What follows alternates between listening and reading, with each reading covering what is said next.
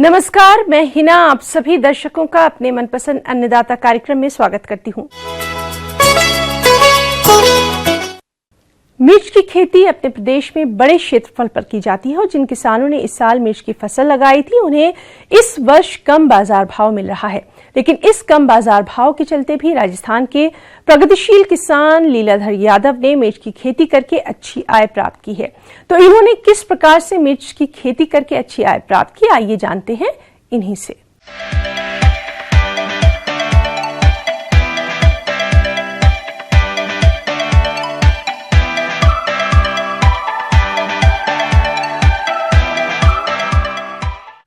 नमस्कार किसान भाइयों, मैं लीलाधर यादव मानगढ़ से जगदीशपुरी बल्डा से मिर्ची के बारे में बताना चाहता हूँ। किस प्रकार से मैंने ये मिर्ची का प्रोडक्शन तैयार किया है इसके बारे में, खेत के बारे में बता रहा हूँ। 3 प्रकार की मैं वैरायटी लगाया हूँ। सभी वैरायटी मैंने हाइब्रिड ली हैं और अच्छा प्रोडक्शन दे रही हैं।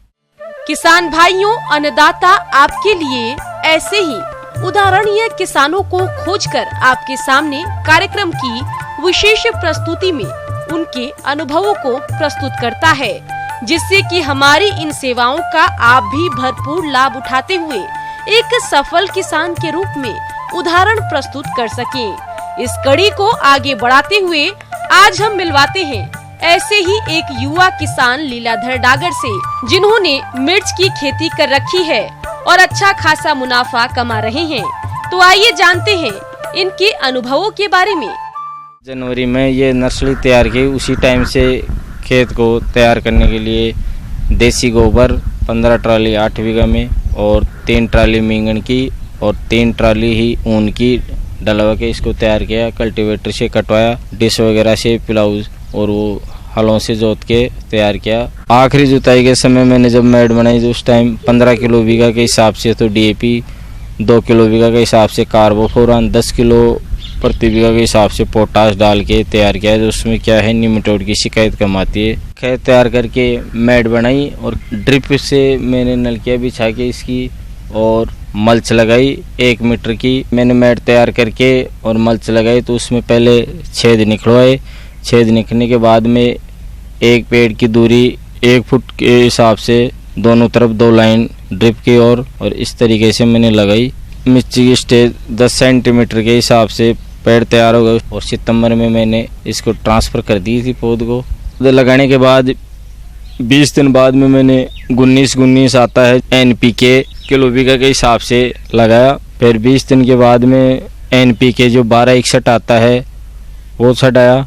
फ्लोरिंग 1-2 अप्रैल से फ्लोरिंग चालू हो गई थी और पहला तोड़ मैंने 19 अप्रैल से चालू किया, जिसमें प्रोडक्शन मेरे 150 कुंटल के आसपास से 2-2.25 लाख रुपए का पहला तोड़ अभी तक बेच चुका हूं और आगे अभी चालू है तुड़ाई।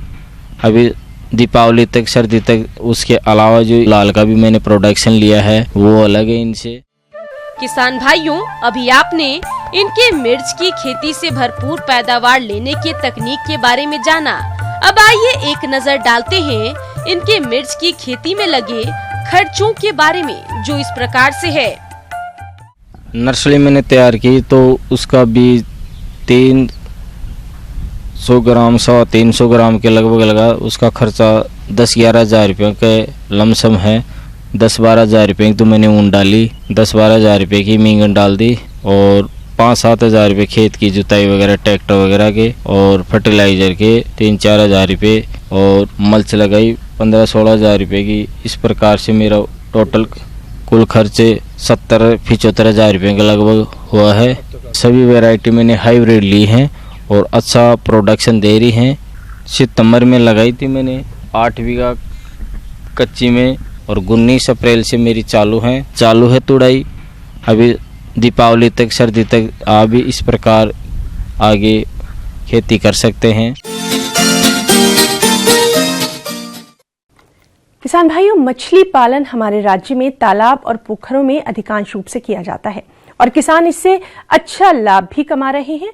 ये लाभ निरंतर बना रहे, इसके लिए जरूरी है कि आप समय से तालाब की देखरेख करते रहें। इन्हीं बातों को ध्यान में रखते हुए मछली पालन हेतु पुराने तालाब का प्रबंधन आप किस प्रकार से करेंगे, इस बारे में जानकारी दे रहे हैं फिशरी कॉलेज जिला मुजफ्फरपुर के मत्स्य वैज्ञानिक डॉक्टर आर.के. ब्रह्मचारी।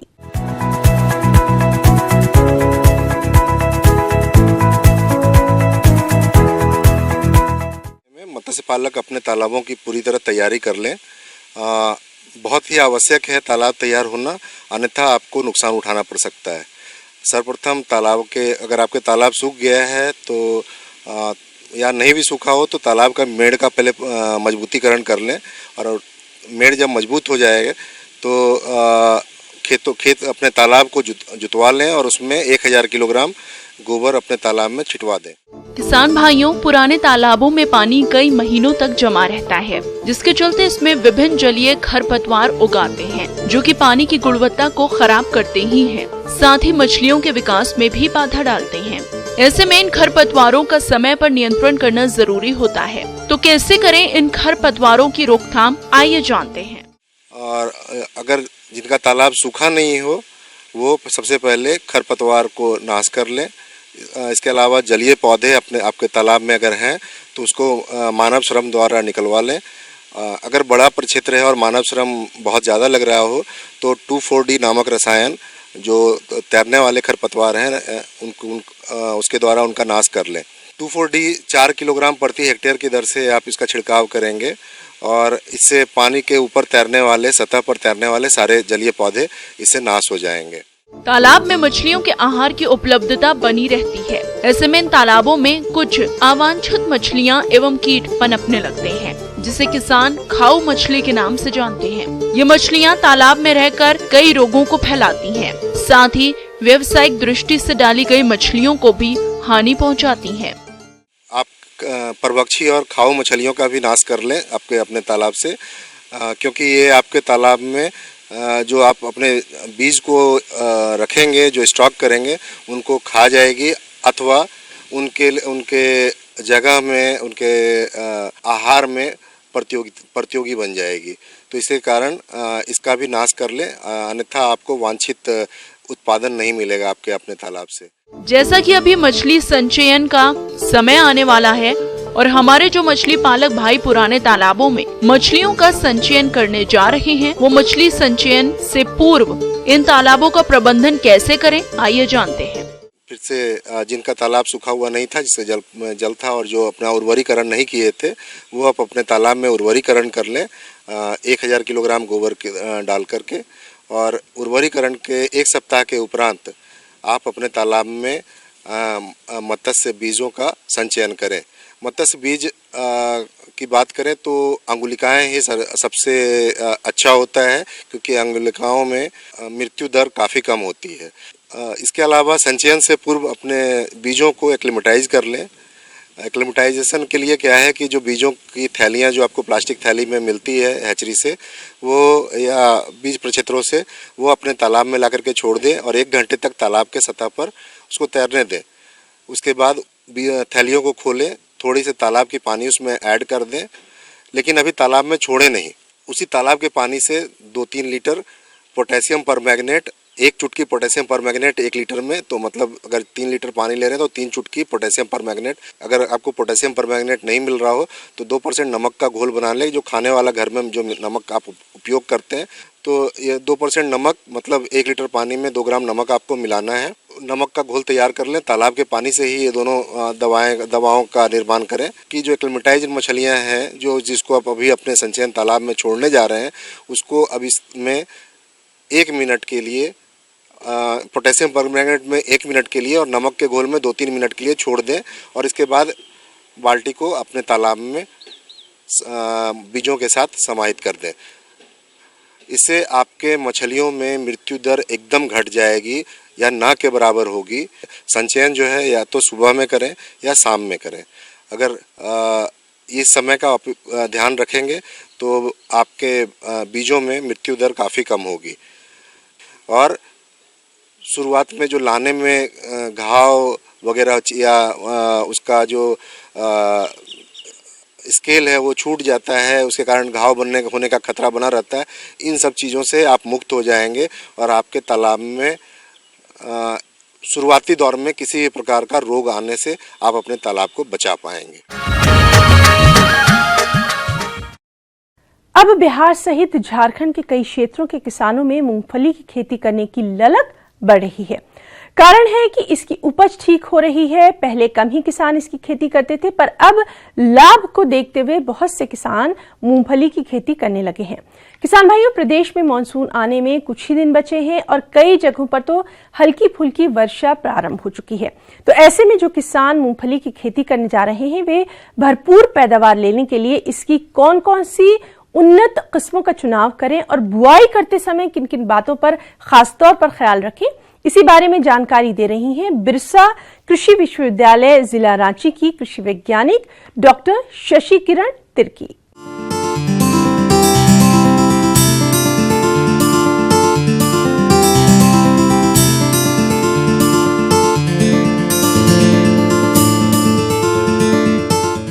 किसान भाइयों नमस्कार।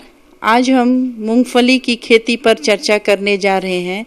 ऐसे झारखंड में साधारणतः सभी फसलें वर्षा आधारित होती है और मूंगफली खरीफ की एक महत्वपूर्ण तिलहनी फसल है और हमारे किसान भाई खेतों की तैयारी पहली वर्षा के साथ ही शुरू कर देते हैं। तो सबसे पहले खेतों के चुनाव के बारे में बताना चाहेंगे।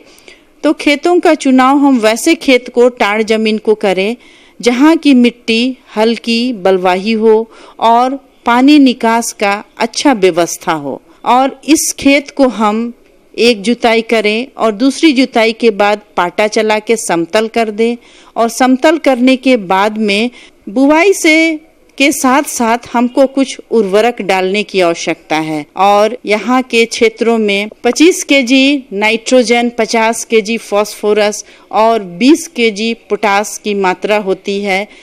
भूमि की किस्म के अनुसार ही मूंगफली की विस्तारी, झुमका तथा अर्ध विस्तारी किस्मों का चयन करें तथा यथा संभव प्रमाणित एवं विश्वसनीय स्रोत से क्रय किया गया बीज ही काम में लेवे। अब हम किसान भाइयों को बताना चाहेंगे कि मूंगफली की खेती लगाने का उपयुक्त समय कब है और उसे कैसे लगाना चाहिए। तो हमारा चूंकि ये वर्षा आधारित फसल है, इसीलिए जो उपयुक्त समय है वह 15 जून से लेकर के हम 30 जून तक हम लोग को लगा देना चाहिए। कभी कभी खेत की तैयारी में देरी हो जाती है तो हम इसे 10 जुलाई तक लगा सकते हैं। अब हम कुछ किस्मों की बात करेंगे, कुछ उन्नत किस्में। एक बिरसा कृषि विश्वविद्यालय द्वारा विकसित कुछ उन्नत किस्में हैं, जैसे बिरसा बोल्ड, बिरसा मूंगफली 3, बिरसा मूंगफली 4 और कुछ अनुशंसित किस्में भी हैं जो देश के अन्य भागों से आई है और यहाँ पर अच्छी उपज दे रही है। उसमें से है AK 1224, ICGB 91114, TG 37A, Girnar 3, ये सब इस क्षेत्र के लिए, विशेषतः हमारे झारखंड क्षेत्र के लिए ये अनुशंसित है। अब रही बात कि हम कितना बीज लगाएं, तो फैलने वाले के लिए हम 75 से 80 किलो दाने हम प्रति हेक्टेयर की दर से लगाएंगे और जो गुच्छे वाली हैं उसके लिए हम 90 से 100 किलो तक हम लगाएंगे, प्रति हेक्टेयर की दर से लगाएंगे। अब लगाने से पहले एक चीज़ है कि हमको बीजोपचार करना बहुत आवश्यक है।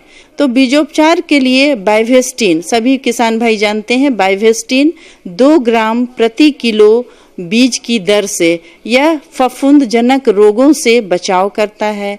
और दूसरा ट्राइकोडर्मा विरिडी है जो 4 ग्राम है प्रति किलो बीज से, जो मिट्टी जनित रोगों से बचाव करता है। साथ ही क्लोरोपाइरिफोस 20 EC है, इमिडाक्लोरोपिड है जो 4 मिलीलीटर प्रति किलो बीज से जो कीट पतंगों से बचाव करता है। तो इस तरह हम अपने बीजों को विभिन्न तरह से उपचार करेंगे। फिर हम इसमें कतार में पौधों को लगाएं।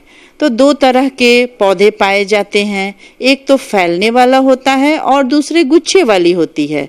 तो जो फैलने वाला है इसको हम जब लगाएंगे तो हम 45 सेंटीमीटर कतार से कतार की दूरी रखेंगे और 15 सेंटीमीटर पौधे से पौधे की दूरी, और गुच्छे वाली के लिए हम जो रखेंगे वो 30 सेंटीमीटर कतार से कतार और 10 सेंटीमीटर पौधे से पौधे। ऐसे हमारे किसान भाइयों को पता है मूंगफली की का फसल बहुत ही एक उपयोगी फसल है। फली तो हम खाने के रूप में उपयोग लाते ही हैं, साथ साथ पत्तों को हम का उपयोग हम हरे चारे के रूप में भी करते हैं। इस तरह से इसके सभी भाग उपयोगी होते हैं।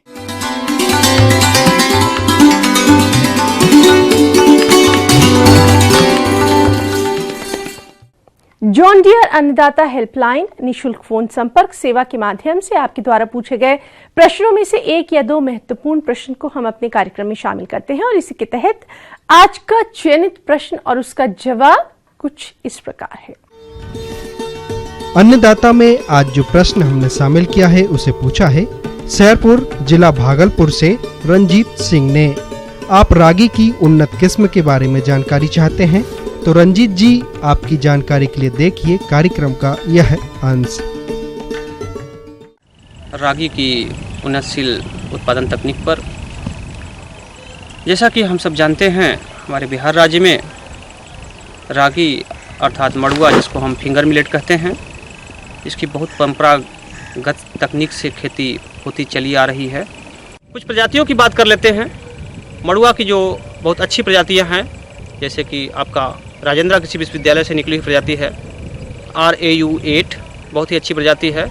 इसकी उपज क्षमता 20 से 22 कुंटल तक है और लगभग 115 से 120 दिनों में पककर तैयार हो जाती है। GPU 28, इसकी उपज क्षमता 22 से 23 कुंटल तक है जो कि 115 से 120 दिन में पककर तैयार हो जाती है। GPU 67, ये भी एक बहुत ही अच्छी वैरायटी है, बंगलौर की है। इसकी उत्पादन क्षमता भी 20 से 22 कुंटल है जो कि 115 से 120 दिन में पककर तैयार हो जाती है।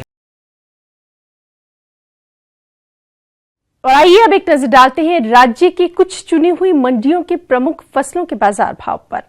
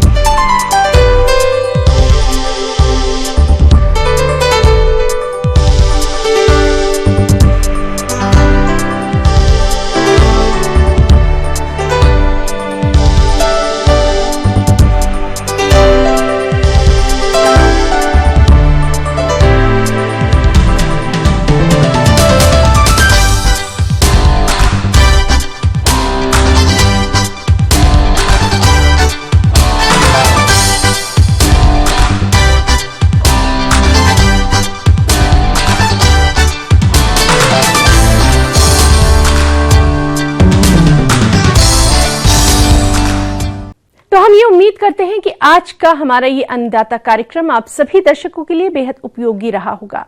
किसान भाइयों, अन्नदाता आपकी सेवा के लिए सदा संकल्परत है। कृषि संबंधित समस्याओं एवं सुझाव के लिए आप हमें इस पते पर संपर्क कर सकते हैं। प्रोड्यूसर अन्नदाता news 18 Bihar Jharkhand, Ramoji film city Hyderabad 501512। साथ ही आप हमें ईमेल भी कर सकते हैं। हमारा ईमेल आईडी है p18annadatabihar@nw18.com।